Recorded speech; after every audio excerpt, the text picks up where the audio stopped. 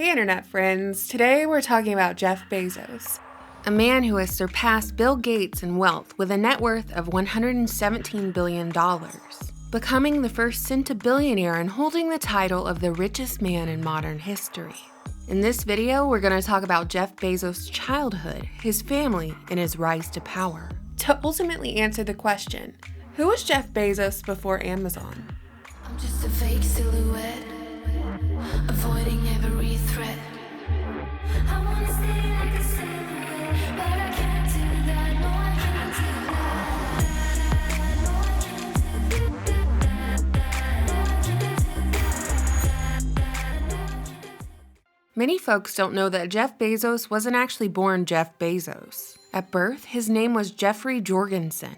Brought into this world by his parents, Ted Jorgensen, a unicyclist and circus performer, as well as his mother, Jacqueline Geis Jorgensen. As the story goes, Jacqueline grew tired of Ted coming home hammered every night, and eventually she divorced him. But don't worry, Jacqueline and Jeff got by since Jacqueline's father was a well-known fella by the name of Lawrence Preston Geis, a man who had worked in the U.S. Department of Agriculture prior to joining the Navy in World War II, only to return from war and dedicate his life to the federal government. In the 1950s, Lawrence worked for the Pentagon and the Department of Defense Advanced Research Projects Agency, otherwise known as DARPA, developing space technology and ballistic missile defense systems. The DARPA we know today created the basis for the modern internet. The internet which Grandpa Geis's legacy would monopolize. Eventually, Grandpa over there became the regional director of the U.S. Atomic Energy Commission. And after 33 years of service, he retired to his 25,000-acre ranch in Texas. Through Grandma Geis, Jeff is related to country singer George Strait. They're cousins. Ah yes, Texas, space programs, blurred lines between corporations and federal government, multiple famous family members who rose to fame post-World War II. You already know what I'm about to say, and yes, you guessed it. My Operation Paperclip senses are tingling. Are yours? Anywho, Jeff's mom remarried a Cuban immigrant named Mike Bezos. Mike adopted Jeff when he was only 4 years old, and the family moved to Houston for Mike's career as a petroleum engineer at Exxon, a direct descendant of John D. Rockefeller's Standard Oil Company. Mike is often depicted as a success story of the American dream. He came from Cuba with nothing, and look what he became, an adopted father to the richest man in modern history.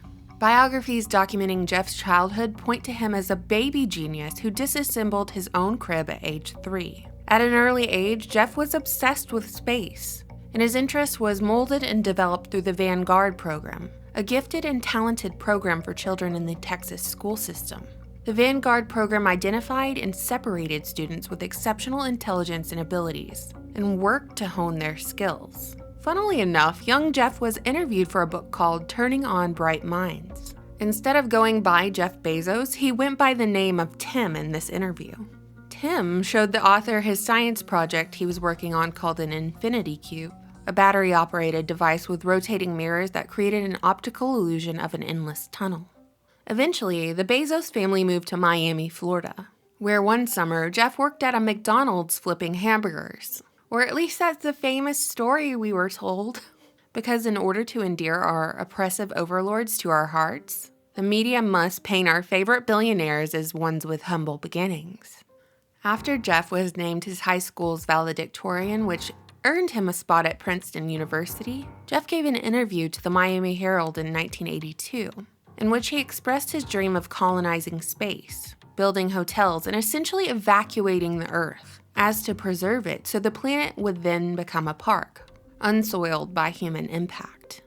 After Jeff graduated from Princeton, he reportedly turned down positions at established companies like Intel, Bell Labs, and Anderson Consulting in favor of accepting a job at Fattel, a telecommunications startup which ultimately failed, so he pivoted and got a job in the banking industry. You know, a natural trajectory after majoring in computer science and electrical engineering at Princeton. Jeff worked at Bankers Trust, which is now part of Deutsche Bank, for a couple years before moving to a New York City hedge fund called D. Shaw, which specialized in the application of computer science to the stock market. Here, Jeff became vice president by age 30. and was tasked with figuring out new business opportunities on the rapidly growing World Wide Web, which was gaining in popularity in the early 1990s. And it was also here that Jeff met Mackenzie Scott Tuttle, who was working as a research associate. They dated for 3 months, then quickly married in 1993. Very little is known about Mackenzie's past.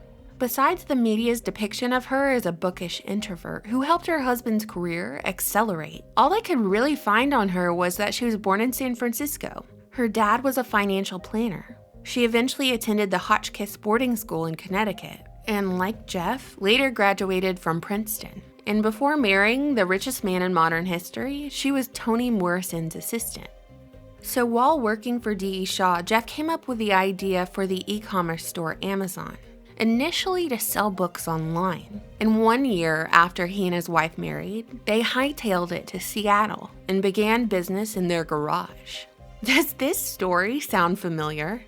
I think they recycled it from Sergey Brin and Larry Page, who, by the way, have a very interesting connection to Jeff in that Jeff invested $250,000 in Google, becoming one of the first shareholders of the mega company in 1998. But that's not the only common thread here between the tech tycoons of this era like Amazon, Google, Microsoft, and even Facebook. The common denominator between all of these seemingly organic technology startups from, of course, humble beginnings, is their involvement in their contracts with the United States government that eventually led to their success and financial dominance over competitors.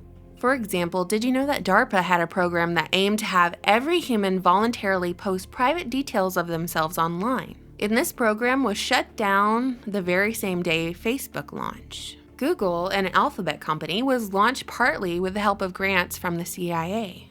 And Amazon would have never been the e-commerce giant it is today without the help of the United States government, granting the company special privileges, enabling Amazon to become a monopoly. The United States Postal Service is a government service designed to deliver mail to Americans. Who funds government services? Taxpayers, people like you and me. Amazon would have never succeeded had it not been granted special rates through the post office. And Bezos even landed a contract with the Postal Service so they would deliver his packages on Sundays. The post office actually loses money on every Amazon package they ship out. To really punctuate the strangeness that is Jeff Bezos before Amazon, let us conclude the first part of this video with Jeff's father, his real father, the circus performer, who is tracked down and found in his Arizona bike shop. Ted was told by the author of his son's biography that his son was an internet billionaire. And upon hearing this news, Ted was quite surprised because not only could Ted barely remember his son's name, but Ted didn't even know his son was still alive. Gotta have a secret. I'm just a fake silhouette, avoiding every threat. I wanna stay like a silhouette, but I can't do that. No, I can't do that. No, I can't do that. So how does Jeff Bezos' past relate to the present economic situation that the United States finds itself in right now, and what seems to be like a deliberate takedown not only of our economy, but economies around the world? In the first part of this video, we established that, like most tech tycoons of the last several decades, Jeff Bezos didn't exactly come from humble beginnings. In fact, his family was highly connected. His grandfather not only had ties to the United States space program and the Pentagon, but he directed the mass production of the US nuclear arsenal. As we dive deeper into this corporatocracy, it's clear that certain individuals have been chosen, shaped, and molded into leaders and figureheads. The organic rise to power is very rare in this day and age. And we could even make the argument that companies like Amazon, Google, and Facebook really seem to be fronts for intelligence organizations, as a means of data collection and mass surveilling the public. Since these tech companies are not technically owned and operated by the government, they're not subject to the Freedom of Information Act, which was established in 1967 to provide the public with the right to access records from any federal agency. In the second part of this video, I'm going to provide a rather curious timeline of events pertaining to Jeff Bezos, one of the main profiteers off of this hysteria, so that we can answer this question. Is a controlled demolition of small business happening right now?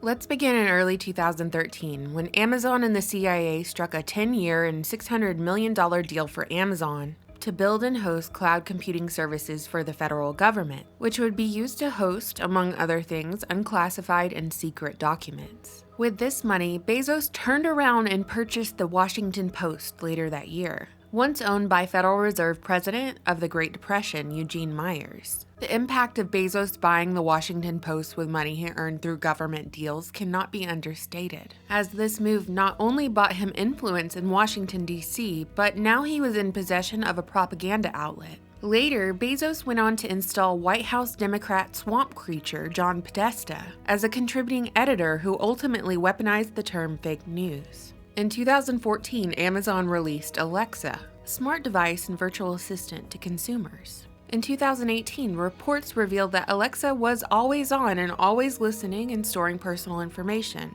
Later, a judge ruled that the legal system could examine Alexa recordings for court cases. To further demonstrate that Amazon is completely aligned with intelligence agencies, in 2018, our second favorite Mossad blackmailer and Madame to the Dude Who Didn't Kill Himself attended Bezos' exclusive, all-expenses-paid campfire book retreat. But this wasn't the first time Bezos had interacted with the Little St. James gang. He'd built a relationship with Epstein back in 2011, attending billionaire dinners with him long after it was well known what Epstein got up to in his spare time. In 2019, after 25 years of marriage, Bezos and his wife divorced, which set McKinsey up with a $38 billion stake in Amazon. In hindsight, some are wondering if this divorce was more of a PR stunt, since Bezos had used the excuse of divorce to liquidate his assets and enhance his own wealth. So the thought process here is that these financial moves are normal after a divorce. But without the framework of divorce propagated by the media, the public would have been alarmed at the richest man in the world selling all of his shares. And the market would have tanked, but not in the favor of the very few. In February of 2020, Bezos did two things. He committed $10 billion to fighting climate change, even though his company literally ships out tiny single items to customers in huge cardboard boxes all day, every day. And secondly, he sold $3.4 billion of Amazon shares right before the market peaked. Perhaps one of the perks of being an insider is all that insider information, right?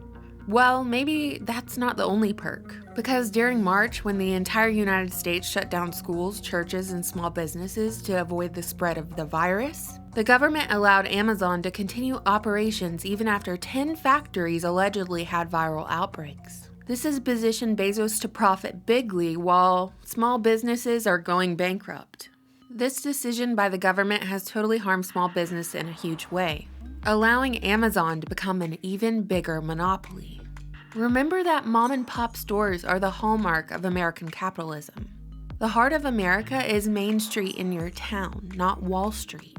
All of the family-owned stores that survive the Walmart era of retail will not survive this because they will be undercut by a company that the government helped rise to power. Jeff Bezos is now one of the largest landowners and one of Hollywood's biggest employers, even though he's notoriously a horrible boss who treats his employees as less than human. So beyond putting your family out of business, whatever agenda Bezos decides to champion, he can and will through his pipeline of Hollywood production. I keep repeating this, but our government created and financed this whole scenario. You know, in the days of feudalism, at least you could see who was at the end of the whip. In this video, I've told you who Jeff Bezos was before Amazon, and I've told you exactly who he is after. So what do you think, internet friends? You know I always look forward to your comments. Thank you so much for watching, subscribing, and supporting my channel on Patreon.